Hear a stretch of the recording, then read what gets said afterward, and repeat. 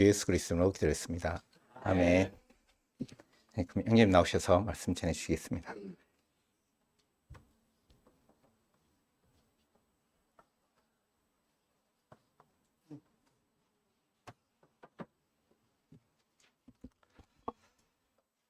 네, 강사 소개도 안 하시고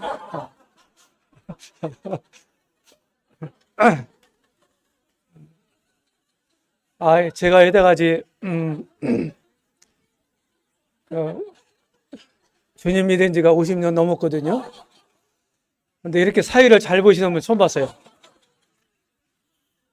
네, 아주 재치 100점입니다. 저는 김홍렬 형제고요. 공식적으로 제가 3번째 뵙는 것 같습니다. 네. 그 전에 분가되기 전에 그 서북교회라고 할 때 그때 한번 왔었고, 또 결혼식에 참석했다가 한번 저쪽 상무, 네, 그쪽에 주일날 한번 방문해서 또 뵙고, 요번에 또 3번째인 것 같습니다. 네. 요새는 사실은요, 집회를 이렇게 길게 안 해요. 이게 특별한 일입니다. 지금은 이제 일일 집회라는 것도 많고, 주일날 막 그냥 달랑 1시간에 해달래요. 차 타고 1시간 이상씩 가서. 도와달라고 하니까 갑니다, 가기는. 그래서 요번에 이제 제가 교제하고자 하는 것은 이제 크게 봐서 이제 교회에 대한 얘기예요. 오늘 저녁에는 이제 성경에서 말한 교회가 뭔지 그에 대해서 2시간 동안 함께 나눠보도록 하겠습니다. 제가 잡은 이제 그 제목이 건강한 교회, 성장하는 교회 이렇게 잡았습니다. 제목 괜찮죠? 아마 이런 교회를 원하시죠? 네. 어떻게 그냥 저절로 되는 건 아니에요. 우리 몸하고 똑같거든요. 우리가 건강하길 바라잖아요. 그렇죠? 그리고 여러 면에서 잘 성장하면서 잘 되기를 바라지 않습니까? 근데 그게 우리 뜻대로만 되는 건 아니죠. 그렇죠? 교회도 마찬가지다. 이렇게 말씀을 드릴 수 있겠습니다. 여기 제가 이제 위에 말씀을 에베소 4장에 있는 말씀을 적어놨는데 큰 소리로 같이 읽고 시작하겠습니다. 시작. 그는 머리니 곧 그리스도라. 그에게서 온몸이 각 마디를 통하여 도움을 받음으로 연결되고 결합되어 각 지체의 분량대로 역사하여 그 몸을 자라게 하며 사랑 안에서 스스로 세우느니라. 네. 여기 머리라고 하는 말이 있고 몸이라고 하는 말이 있습니다. 서로 몸에는 또 여기 지체라 이 지체라는 말은 없는데 지체라는 말도 있네요. 여기 지체, 각 지체, 머리, 몸, 지체. 이제 요런 단어를 중심으로 신약 성경에서 말하고 있는 교회가 뭔지 포괄적인 것부터 얘기를 해서 구체적으로 한번 생각해 보겠습니다. 네. 시간 잘 나가기 위해서 제가 교회에 대해서 시를 쓴 게 있는데 시작할게요. 이거 하려면 또 시간 걸려요. 교회론을 보겠습니다. 신약 성경이 몇 권이죠? 또 잊어버리셨구나. 그렇죠. 27권이죠? 그 중에서 바울이 쓴 서신이 몇 권일까요? 13권이에요. 히브리서 빼고. 히브리서 명시적으로 저자가 안 나와 있죠? 어떤 분들은 뭐 히브리서도 바울이 저자일 거다. 이 추측하는 분들이 있는데 그거 빼고도 13권이에요. 절반이에요. 신약 성경에. 바울은 특별한 사람입니다. 우리가 알고 있는 것처럼 초기 그 교회를 초대 교회가 막 세워졌을 때 그때 엄청난 핍박이 있었는데 그 교회를 박해했던 선봉장이었어요. 근데 하나님이 그를 고꾸라뜨리시죠? 다메섹 도상에서. 그런 다음에 목숨 바쳐서 자기가 핍박했던 그분을 평생 동안 목숨 바쳐서 섬깁니다. 이 사람이 이방인의 사도 바울이에요. 바울 서신을 보면 13권 중에서도 몇 권 안 돼요. 우리가 이제 우리 모임에서 자주 즐겨 사용하는 한 몸 지체, 뭐 한 몸 된 교회, 우리 지체, 이런 표현을 많이 쓰죠. 이건 바울 서신에만 나타나 있어요. 그 중에서도 로마서, 고린도 전서, 에베소서, 골로새서 이런 서신 몇 권, 한 너댓 권 정도 여기서 언급하고 있습니다.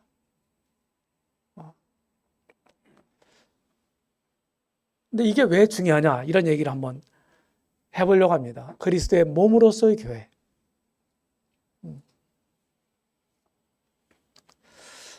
에베소 4장에 있는 말씀 여기 우리 주님에 대해 쭉 얘기했죠. 그리고 여기 그는 그리스도를 가리키는 말이에요. 그는 머리니 곧 그리스도다.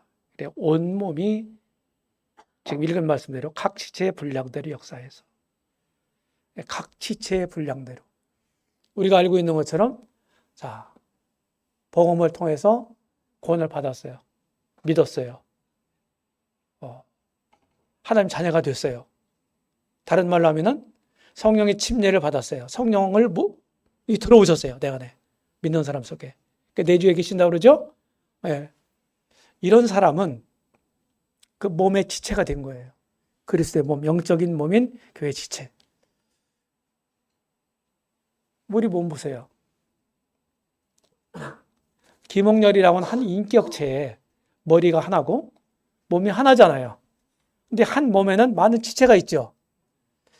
바울은 실제로 이런 것을 통해서 교회를 묘사하고 있는 거예요. 이 얘기를 이따 두 번째 시간에 좀 자세히 하겠습니다. 교회가 뭡니까? 교회를 성경에 보게 되면은 여러 표현들을 해요. 하나님의 교회란 말도 있고, 그리스도의 교회란 말도 있고, 성도의 교회란 말도 있고. 이게 무슨 말이에요? 여기 하나님의 교회라고 하는 말은 하나님이 교회의 설계자다 하는 말이고, 그 다음에 그리스도의 교회라는 말은 아까 읽은 것처럼 교회의 머리가 누구라고요? 예수 그리스도. 그 말은 무슨 말이에요? 다른 말로 교회의 주권자가 그분이다 하는 거예요. 아셨죠? 주권자. 교회의 주인이. 왜 그렇습니까? 신약성경에 말하고 있는 대로 우리가 지식을 총동원해서 교회 주권자가 예수입니다. 왜 그런가요? 자기 목숨값을 지불해서 산 존재가 뭐예요? 저와 여러분들이죠. 그렇죠? 구원받은 사람들이죠? 그럼 구원받은 사람들의 그 무리를 뭐라고 지칭해요? 성경에서. 교회라고 그러잖아요. 그러니까 자기 목숨값으로 샀어요. 정당한 값을 지불하고. 그러니까 주인 거예요. 교회는. 이런 말이 되는 겁니다. 그 다음에 고린도전서 14장에 보면 모든 성도의 교회라고 하는 말이 있어요. 그럼 교회는 누굽니까? 성도들로 구성되어 있는 공동체가 교회다. 성도가 누굽니까? 성도란 말이 어떤 의미예요? 한자어로 풀어서 얘기하면은 거룩할 성자 무리도자예요. 거룩한 무리들 그런 뜻이에요. 거룩한 무리. 자, 그러면은 무리를 가리켜서 믿는 사람들을 가리켜서 성경이 성도라고 말하는데 어떻게 성도가 될 수 있을까요? 모든 사람들은 다 주인인데. 이거는 우리가 복음 안에서 이미 터득했듯이 우리 예수님, 하나님 아들 예수님의 피값으로 우리를 사내셨잖아요. 맞죠? 그리고 하나님께로 구별시켰어요. 우리를. 그래서 하나님께로 구별시킨 사람도 물건도 돈도 다 거룩하게 된 거예요. 하나님께 구별시켜 드리는 건 다 거룩한 겁니다. 성경이 다 그렇게 되어 있어요. 신구약 성경을 막론하고. 그래서 우리 속에 여전히 연약이 있고 부족이 있고 실수도 하고 죄도 짓고 그래도 성경은 우리로 거룩한 사람들이다. 이미 너희는 거룩하게 됐다. 물론 신분적으로 얘기하는 겁니다. 이렇게 된 거예요. 그렇게 보시는 거예요. 그래서 이 말은 믿는 사람들로만 교회는 구성된다는 거예요. 그냥 교회에 나오는 거 왔다 갔다 하는 거 이게 교회 구성원이 아니에요. 우리는 그들을 구도자라고 얘기합니다. 왜 그럽니까? 제가 아무 짓도 안 했는데. 네. 그래서 교회는 그리스도의 이름으로 모이는 집합체, 공동체다. 세상으로부터 불러냄을 받은 성별된 무리다. 이게 교회라고 하는 말입니다. 그래서 우리는 세상에서 나와서 따로 있는 존재예요. 분리된 존재. 그러니까 세상에 살고 있지만 세상에 속하지 않았어요. 그러니까 세상의 논리와 세상의 이런 패턴을 따라서 살아가는 사람들이 아니에요. 여기에 다 이런 논리들이 다 나와요. 이런 원리 속에서.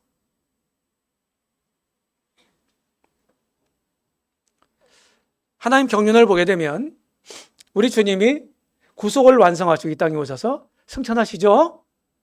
그리고 승천하신 지 약속된 성령님이 이 땅에 오시는데 그때가 사도행전 2장 1절이죠. 오순절날이 이미 이름에 이렇게 하면서 성령이 불같이 임하셨어요. 그래서 교회가 형성됐거든요. 예. 그래서 지금 그래서 교회 시대라고 그래요. 언제까지? 교회가 완성돼서 휴거될 때까지. 지금 이 파란색 이게 교회 시대입니다. 우리 주님이 팔레스타인 북단에 가이사라 빌립보라고 하는 지역이 있어요. 제가 거기 한번 가봤는데 거기는 PAN 영어로 판이라고 하는 신을 우상 숭배를 섬기는 곳이었어요. 거기서 주님이 제자들에게 질문하잖아요. 사람들이 나를 누구라 하니? 너희는 나를 누구라 하니? 베드로가 성질을 그만 베드로가 대답하죠. 주는 그리스도시요 살아계신 하나님의 아들입니다. 그 말 끝에 바위나 시몬에게 복이 있도다. 이를 알게 하는 이는 혈육이 아니요 하늘에 계신 내 아버지시니라. 내가 이 반석 위에 내 교회를 세우리니 음부의 권세가 이기지 못하리라. 그게 마태복음 16장에 있는 말씀이에요. 자, 그 말씀을 하실 때 내가 이 반석 위에 내 교회를 세우리라. 미래 시제로 말씀했어요. 그러면 주님이 그 말씀하실 때 교회가 있었다 없었다? 없었다. 여전히 미래 시제로 말씀한 거예요. 어떤 사람들처럼 막 구약에도 이스라엘이 구약 교회다 막 이렇게 표현하는 사람들이 있거든요. 우리는 그런 말에 동의하지 않습니다. 성경이 그렇게 말하고 있지 않아요. 그래서 우리가 지금 교회 시대도 이 끝자락에 살고 있을 거다. 우리 이렇게 추정합니다. 네. 주님이 언제 오신다고 아무도 모른다. 하늘에 계신 내 아버지만 아신다. 이렇게 말씀을 단언하셨기 때문에 날짜를 지정하고 막 이렇게 할 필요는 없어요. 그런데 종말에만은 틀림없는 것 같습니다. 자, 교회 사명이 세 가지가 있어요. 가장 중요한 게 두 가지예요. 하나는 예배입니다. 예배의 대상이 누굽니까? 우상이에요? 우상. 아니죠? 하나님이세요. 하나님이 어떤 분입니까? 우주 만물을 창조하신 창조주. 절대적인 신. 진짜 신. 이분을 우리가 믿는 거예요. 이분한테만 우리가 예배할 수 있어요. 이분 아닌 다른 것, 어떤 것에다 예배하면 그건 우상 숭배예요. 하나님의 가장 싫어하고 증오하는 죄가 뭔지 아세요? 이럴 때는 찍어야 돼요. 제가 답을 다 알려드렸잖아.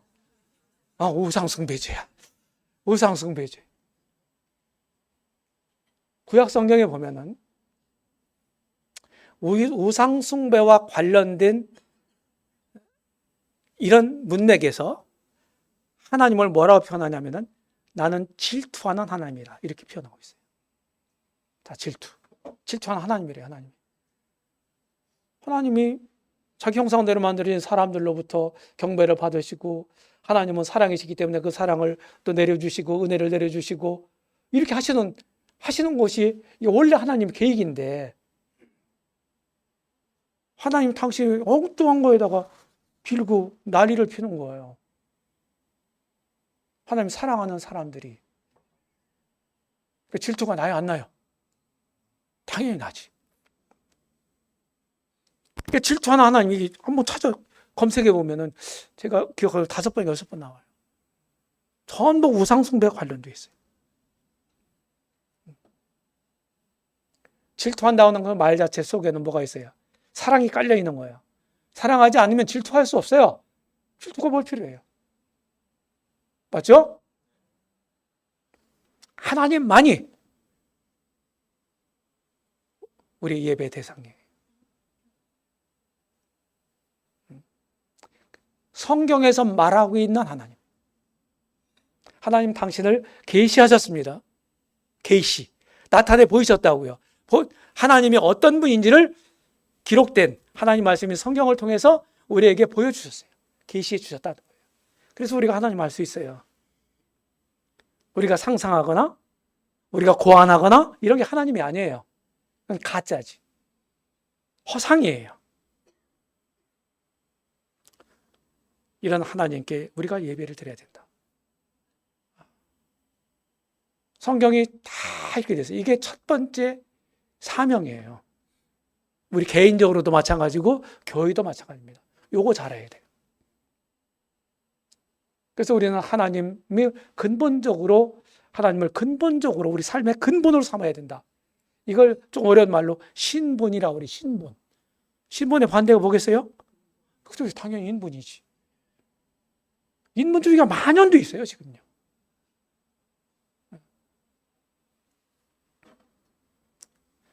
십계명에도 보게 되면 하나님께 관련된 계명이 앞에 있어요. 사람들과 관련된 계명보다. 맞죠? 그 다음에 레위기에 보게 되면은 5 제사가 나오잖아요. 번제부터 뭐예요? 속건제까지. 그런데 하나님과 관련된 예배에 관련된 제사가 3가지잖아요. 번제, 소제, 화목제. 이게 죄와 상관없는 제사예요. 이거 먼저 얘기하신다고요. 예배가 첫째다.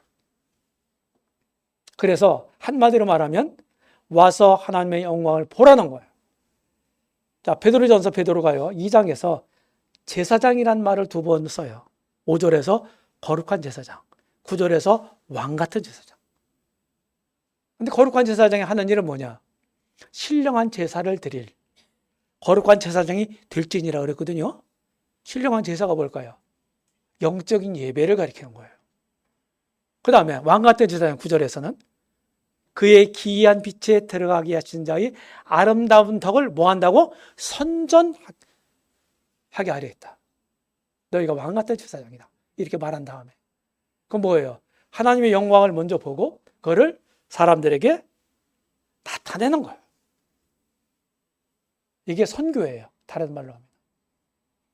이 선교란 말이 꼭 외국에 나가서 타문학원에 나가서 일하고 복음 전하고 그런 것만 선교가 아니에요. 우리 주변에서 선교할 수 있어요. 안 믿는 사람들에게. 맞죠?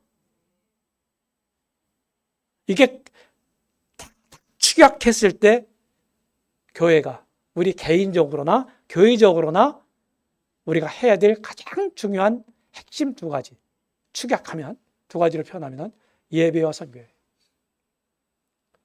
근데 이걸 잘하게 하려면 어떻게 해야 되나요? 교회가 잘 가르쳐야 돼. 예배를 어떻게 해야 되는지. 그렇죠? 선교, 주님을 어떻게 나타내야 되는 건지, 어떻게 살아야 되는 건지 믿는 사람이. 안 배우고 어떻게 잘 살 수 있어요? 살 수 없어. 그래서 잘 가르쳐야 돼. 믿는 사람들.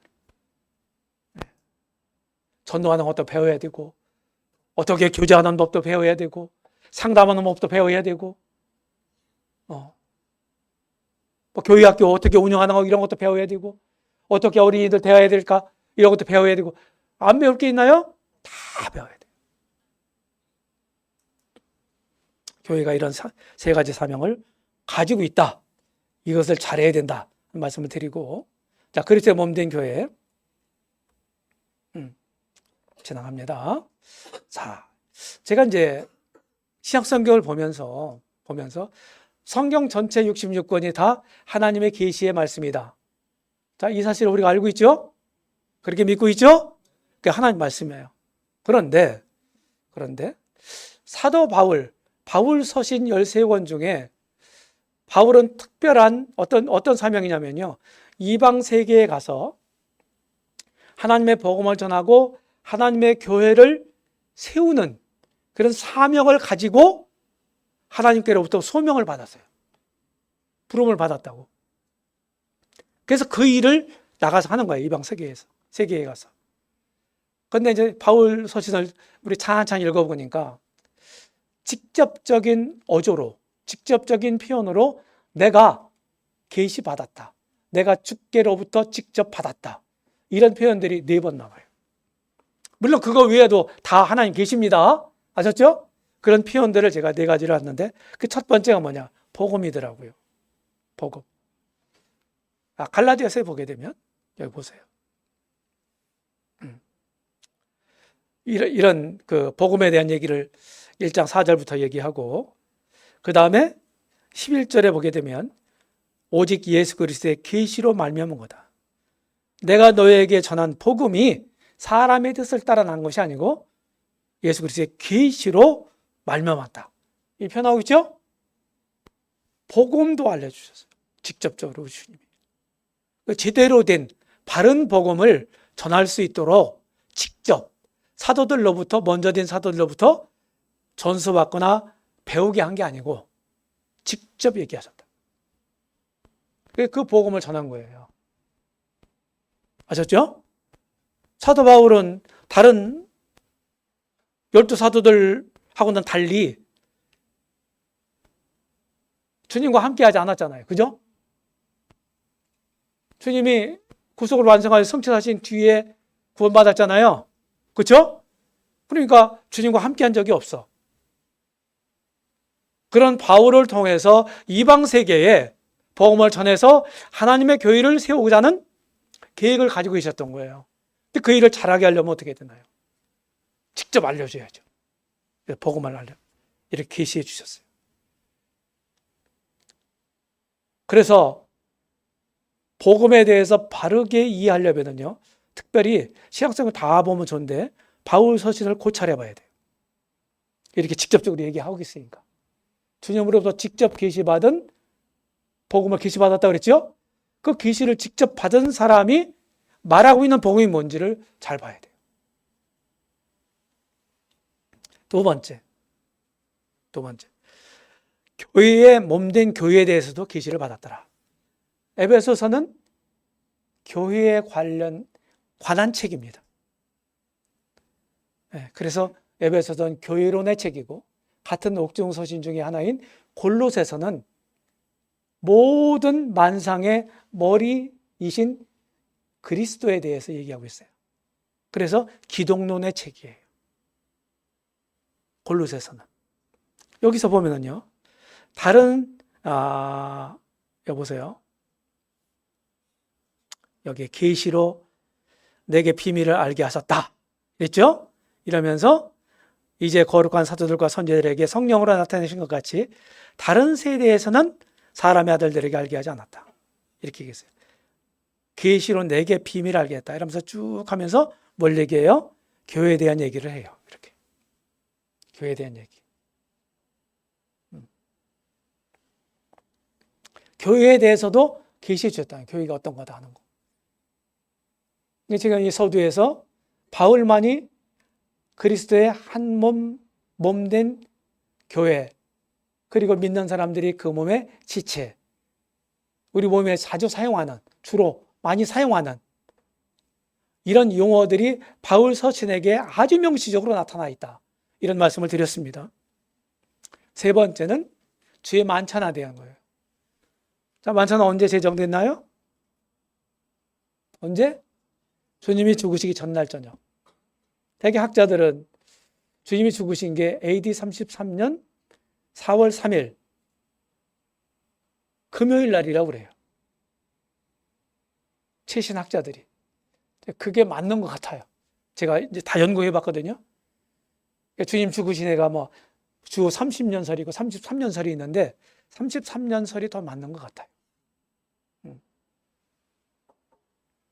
그러면은 금요일 날이니까 그 전날 저녁이니까 저녁 식사 자리니까 목요일이 되겠죠. 그죠? 학자들이 얘기하는 AD 33년 4월 2일 목요일 저녁 식사 자리에서 주의 만찬을 제정하셨다. 이렇게 말씀을 드릴 수 있겠습니다. 이것도 고린도 전서 11장에 보면 23절에 보면 뭐랬어요?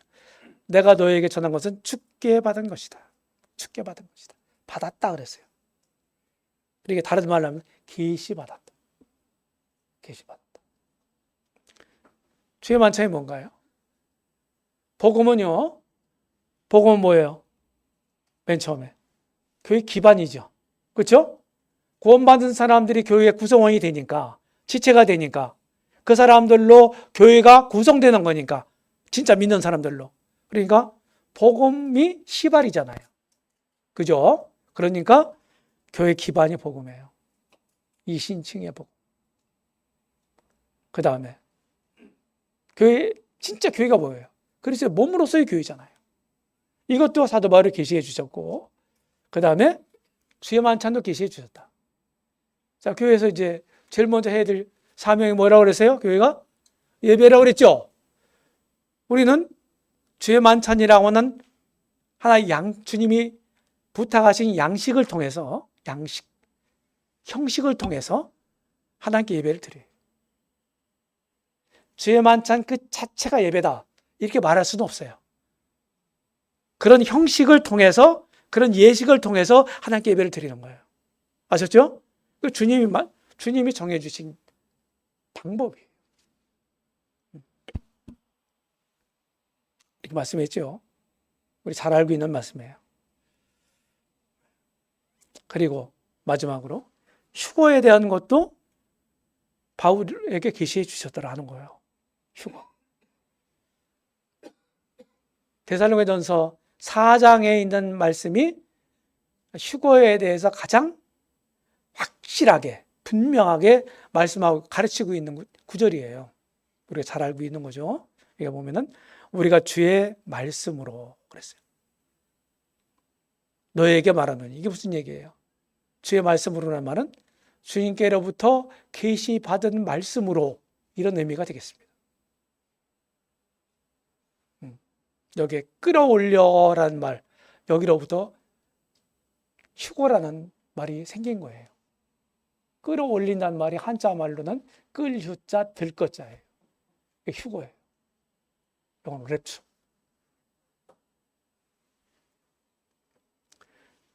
그러면 바울이 이렇게 분명한 어조로 휴거에 대해서 말씀하고 있거든요. 그러면은 주님의 사도들도요, 직접적으로 주님이 계실 때 이런 것까지 세세하게 말씀하지 않았거든요. 내가 이 땅에 다시 오겠다, 재림하겠다, 이 얘기만 다른 사도들에게 말씀하셨지, 휴거에 대해서 구체적으로 말씀을 하시신 적이 없어요.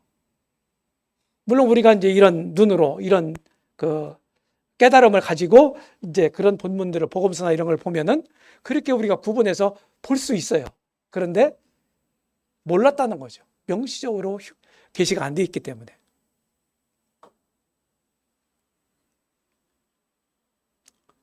이거는 우리 모임에서만 얘기하는 게 아니라 성경에 있는 내용이에요.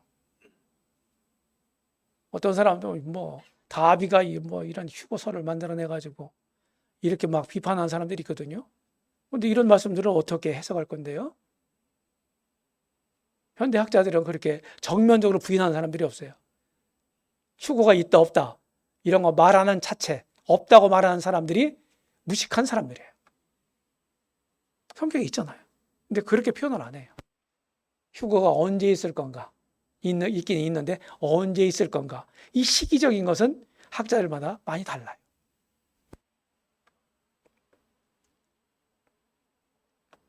자, 그래서 바울에게 말했던 교회와 관련된 내가 계시받았다고 하는 직접적인 표현, 이 네 군데를 봤는데 전부 교회 시작부터 교회 완성까지 이르는 그런 것과 관련이 있다라는 거예요. 이 교회가 굉장히 중요합니다. 그래서 신학교의 원리 뭔가 이거는 윌리엄 맥도날드의 그리스도께서 사랑하신 교회라는 엠마오 교재가 있죠. 그렇죠? 예. 이제 그거하고 유사한 거예요. 성경에 가르치고 있는 거예요. 기독주권, 제가 좀 어려운 한자말로 이렇게 표현을 했는데, 그리스도가 머리이시다 하는 표현이에요. 두 번째, 믿는 사람들만 몸의 멤버가 될 수 있다. 회원이 될 수 있다. 지체가 될 수 있다 하는 거예요. 그 다음에 교회는 하나다는 거예요. 성경 하나라고 돼 있어요. 한 몸이요 하는 말이 많죠? 몸 하나예요. 두 개가 있을 수 없어요. 그러니까 이런 말로 이 분파주의 이런 것들이 어떻게 돼요? 성경적이 아니다. 이렇게 우리가 말할 수가 있습니다. 그 다음에 교회 구성원들이 성도라고 그랬죠. 성도란 말은 하나님께 분리되어 있는 무리, 구별된, 하나님께로 구별된 사람들, 이런 말이잖아요. 그리고 거룩하죠. 하나님 거룩한 분이니까. 그래서 교회는 거룩한 존재고 교회의 거룩은 지켜져야 되는 거예요. 여기로부터 뭐가 나와요? 그 거룩이 지체들이 이 거룩을 훼손했을 때 뭐가 와요? 징계라는 수단을 사용하는 거예요. 왜? 거룩이 훼손됐을 때 그것을 회복하기 위해서. 이런 원리로부터 나오는 거예요. 파생된 거예요. 징계가. 그 다음에 뭐 성도 지체성 이런 것들은 누가 구원받았는지, 그렇죠? 누가 구원받았는지, 교회에 진짜 믿는 사람인지, 어떤 사람은 우리 교제 가운데 진짜 영접해야 될 건지, 교제 가운데로. 이런 것들에 대해서 우리가 많이 신경을 쓰죠. 이유가 뭐예요? 이런 원칙이 없으면요, 우리 교회는 안 믿는다고 입술로는 고백하는데 진짜 구원받지 않은, 믿지 않은 하나님 보실 때 이런 사람들로 가득 차게 될 거예요. 복음주의 진영의 교회라 할지라도, 이런 교단 교회들, 그런 교회라 할지라도 이런 것들을 철저하게 하지 않으니까 구원받지 않은 사람들이 많은 거예요. 교회 안에. 이런 신약 성경에서 가르치고 있는 이런 원리들에 대해서 등한히 했기 때문이에요. 그 다음에 성도는 평등합니다. 자, 우리 몸을 구성하고 있죠? 몸이 하나라고 했는데 몸 안에는 많은 지체가 있습니다. 그렇죠? 여기 머리만 보더라도 뭐가 있어요? 이목구비가 있죠? 그렇죠? 자, 어떤 게 1번입니까? 눈과 코와 입과 귀. 어떤 게 1번이에요? 누가 더 높아요? 그거 없잖아요. 똑같은 원리다 이 말이에요. 왜 그 허구 많은 그런 비유 가운데서 왜 이 몸을 갖다가 교회를 표현했냐 이 말이에요. 사람들은 막 이렇게 계급을 만들어 놓고 차별을 하고 막 이러잖아요. 하나님은 그렇게 안 하셔요.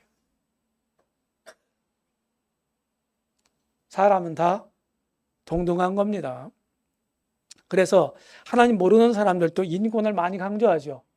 그 말이 무슨 말이에요? 사람으로 태어났으면 사람 대접을 받으며 살 수 있는 권리가 있다 하는 얘기예요. 맞아요, 안 맞아요? 맞아요, 안 맞아요? 맞잖아요. 그 사람들이 지어낸 건가요? 하나님이 사람을 만드셨다니까요. 하나님 형상대로. 그러니까 사람은 존엄한 존재고, 그렇죠? 그러니까 짐승과 다르게 사람들은 사람 대접을 받고 서로 대접하면서 존중하면서 살아야 될 권리가 있다는 거예요. 그게 인권이에요. 근데 세상에서 인권 찾는 것은 하나님을 배제시켜서 부르짖는 인권이에요. 저는 그걸 무신론적 인권이라고 얘기해요. 그거는 또 하나의 우상 숭배일 뿐입니다. 사람을 신격화시키는 거예요. 하나님 자리에 사람을 갖다 놓는 거예요. 사람 평등해요. 교회 성도들 평등합니다. 다 하나님 자녀잖아요. 교회 지체가 됐잖아요. 다 똑같이. 그죠? 어떤 역할을 하든지 간에. 근데 역할은 다르다는 거예요. 역할에 뭐 우선순위가 있고 역할에 차등이 있고 순서가 있고 그런 게 아니에요. 모든 지체는 몸에 붙어 있고 몸을 위하고 있고 거기는 차등이 없어요. 기능은 다 달라도 역할은 다 달라도. 맞습니까? 이게 성경에서 가르치고 있는 교회예요. 내가 진짜 구원받았다면 내가 없는 진정한 교회는 없는 거예요. 아시겠습니까? 내가 빠졌다면 그건 완전한 교회가 아니에요. 내가 진짜 구원받았다면. 그게 성경이 말하고 있는 교회예요. 그럼 내가 역할을 잘 해야 되겠죠. 그 다음에 우리에게 주신 은사가 있어요. 은사가 뭐하고 같으냐면은 지체가 가지고 있는 기능을 얘기하는 거예요. 자, 손가락이 손이 2개가 있고 왼손 오른손, 그죠? 그리고 각 손마다 6개가 아니죠? 5개씩 손가락이 5개씩 있어요. 근데 이 기능이 다 달라요. 똑같은 손가락이라도. 맞죠? 그러니까 우리도 똑같다 이 말이에요. 이게 지체라고 하는 말 속에 담겨 있는 의미예요. 그래서 다른 지체, 손가락이 눈이 하는 기능을 탐나거나 뭐 이렇게 할 필요 없어요. 자기 기능만 몸을 위해서 잘 하면 되는 거예요. 은사가 어떤 은사든지 간에 교회를 위해서 사용하면 되는 거예요. 덕을 위해서. 덕이라는 건 뭐예요? 교회를 세우는 거거든요. 유익되게 하는 거거든요. 그게 덕이 된다. 덕을 끼친다. 이런 말이 되겠습니다. 역할은 달라요. 장로가 더 높고 뭐 집사가 더 낮고 다른 성도들이 또 더 낮고 성경에서 어디에도 이런 가르침이 없어요. 그거는 이런 직임은 하나님이 교회 가운데 영적 질서를 주셨고 역할이 다른 거고 그리고 책임감이 다른 거예요.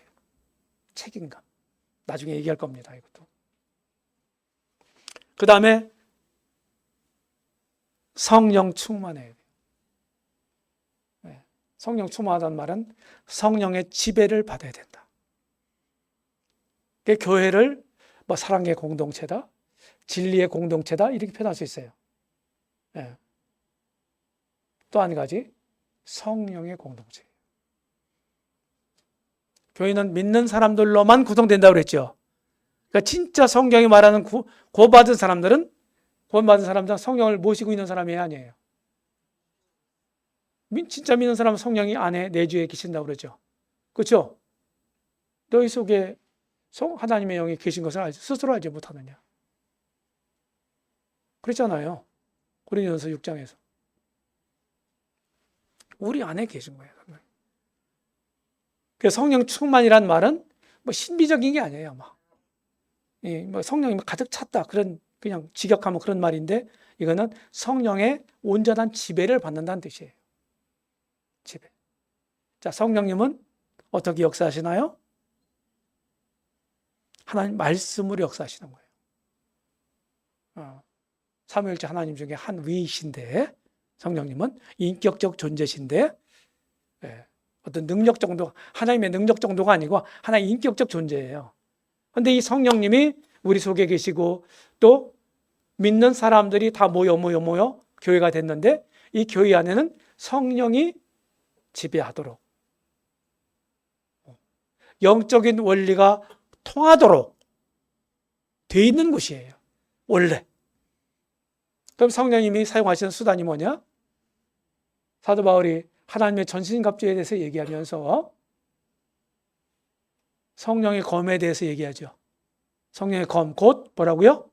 하나님 말씀이라고 얘기하잖아요. 성령의 검, 곧 하나님 말씀을 가지라. 성령이 사용하는 도구예요. 뭐가? 하나님 말씀이에요. 그래서 성령의 충만을 받으려면, 성령의 인도와 지배를 받으려면 어떻게 해야 돼요? 기도해야 돼요, 물론. 근데 기도만 하지 마세요. 성경을 읽으면서 기도하세요. 성경을 읽으면서. 그러면 성경을 통해서 성령께서 우리 삶을 인도하실 거예요. 이게 이런 얘기입니다. 자, 모임의 신학교의 주요 세 관점. 하나님의 가정으로서의 교회입니다. 하나님의 가정. 여기 디모데전서 3장 15절에 나와요. 여기 하나님의 집. 이거는 건물을 얘기하는 게 아니에요. 하나님의 홈, 가정, 패밀리 이걸 얘기하는 거예요. 아셨죠? 그러니까 우리 믿는 사람들은 하나님 자녀가 되는 권세를 받았잖아요. 그렇죠? 진짜 믿는 사람 하나님 자녀가 됐잖아요. 그러니까 하나님을 아버지라 부를 수 있는 특권이 주어졌고 하나님 자녀가 됐단 말이에요. 하나님을 아버지로만 그냥 부르는 게 아니라 뭡니까? 아들이면 곧 후사, 상속자로 세움을 받았다는 거예요. 유업을 이을 자로. 이런 말이거든요. 그러면은 하나님의 자녀가 된 사람들끼리의 관계는 어떤 관계예요? 형제 자매 관계죠. 특별히 서신서에 보게 되면은 형제 자매란 말이 많이 나오죠. 맞아요? 여기로부터 비롯된 거예요. 우리가 다 형제 자매라고 부르니까 교파 이름도 없고 하니까 이렇게 보니까 어느 교회예요? 교파 이름이 뭐예요? 그러면 우리 없어요. 교파 없어요. 그 대답해 보신 적 있어요? 없어요? 성경에 교파가 있나요? 없잖아요. 그렇죠? 서로 목회하는 사람한테도 형제라고 부르고 집사님한테도 형제라고 부르고 이렇게 하잖아요. 이게 뭐야 도대체? 그러니까 저 사람들은 형제라고 부르네다. 그러니까 저 교회는 형제교회야. 누가 붙여줬어? 우리 밖에 있는 사람들이 붙여줬어. 이게 영어로는 브레드린이야.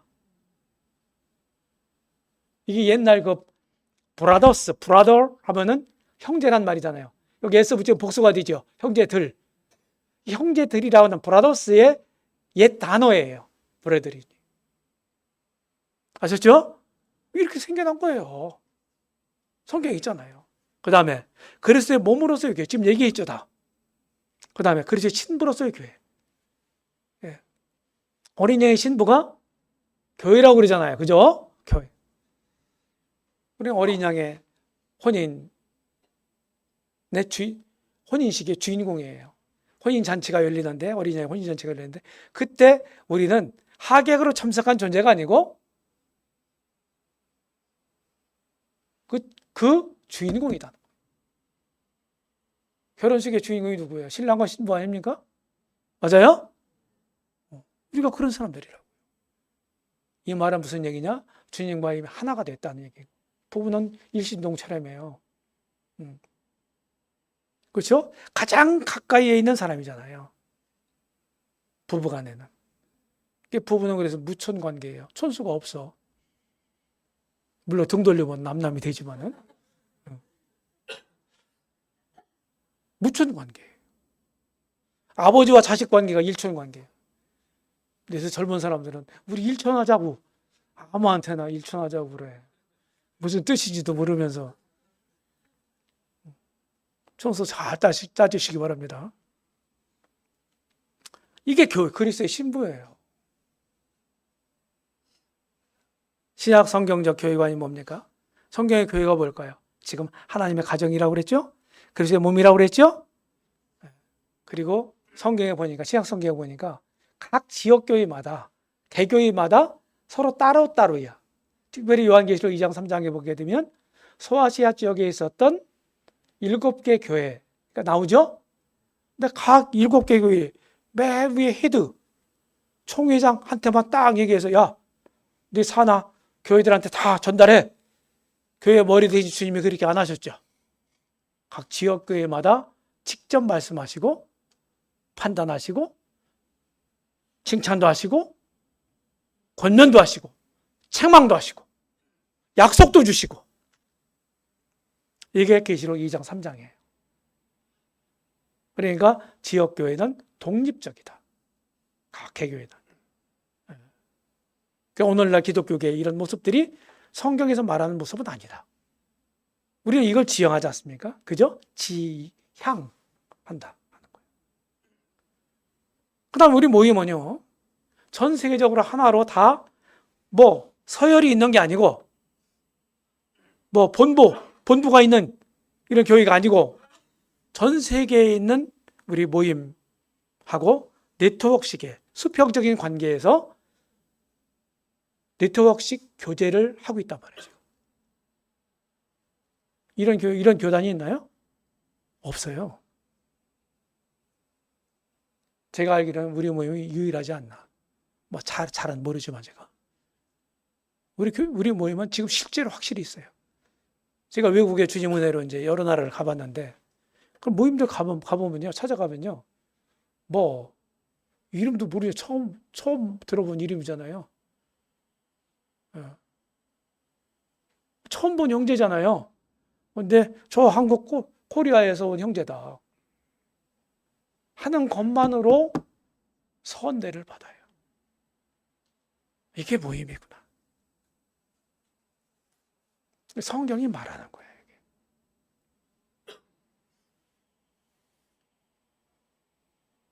네. 형제 사랑으로 이렇게 똘똘 뭉쳐져 있죠. 지나가고. 자, 요것만 얘기하고 정리하겠습니다. 성경이 말하는 교회를 세우는 비결. 자, 집 건축 관련된 일을 하시는 분들이 있죠. 먼저 설계도를 그려야 되죠. 그 다음에 설계도에 따라서 어떻게 합니까? 시공을 하죠. 건축을 진행하잖아요. 아직 이 건축이 완성되지 않았어. 교회 건축이. 그죠? 휴거 때 완성되잖아요. 그죠? 예. 그러니까 이렇게 얘기할 수 있는데, 교회 설계는 신약 성경에 계시되어 있는, 가르치고 있는 신약교의 원리예요. 신약교의 진리라고도 하잖아요. 이렇게 이거예요. 이걸 잘 알아야 돼. 성경에서 말하고 있는 교회가 어떤 거다 하는 것을 잘 알아야 돼. 이 원리를.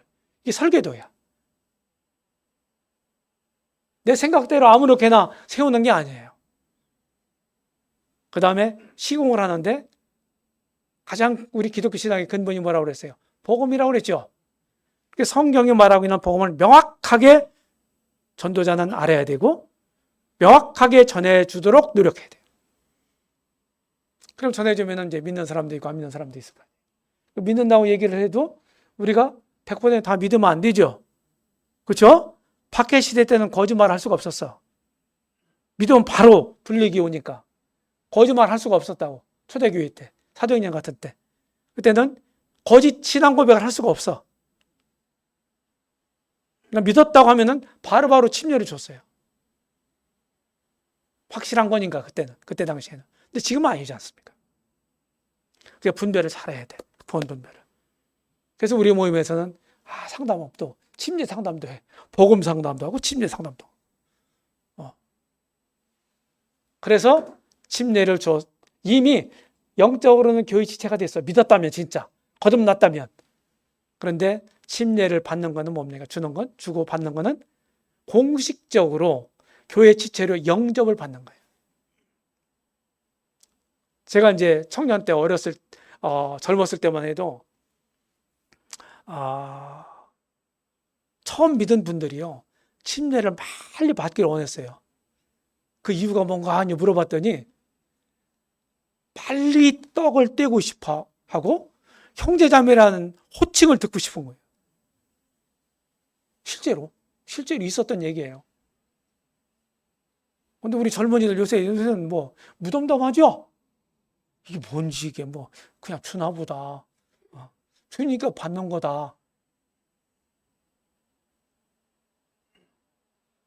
이런 겁니다. 그리고 건축을 견고하게 잘 해야 되지 않습니까? 어떻게 해야 돼요? 양육을 잘 해야 되고, 양육. 지체마다 다. 건강한 교회의 뭡니까? 우리는 다 한 사람, 건물로 얘기하면은 우리는 한 사람 뭐예요? 살아있는 돌이라고 그랬어요. 산돌. 리빙 스톤. 영어로는. 성경에 있는 용어예요. 네. 한 사람. 그러니까 그 건축재를 튼튼한 거 써야죠. 그리고 계속해서 그 산돌로만 하나님의 이런 영적인 집이 교회가 세워지는 거니까 자꾸 살아있는 돌을 만들어야 될 거 아니에요. 어떻게? 복음을 전해서 믿도록 해가지고. 그러니까 구령사역 잘해. 이것이 성경에 말하는 교회를 세우는 비결이다. 이렇게 말씀을 드리겠습니다. 시간이 좀 오버되는데 지금 53분이니까 10분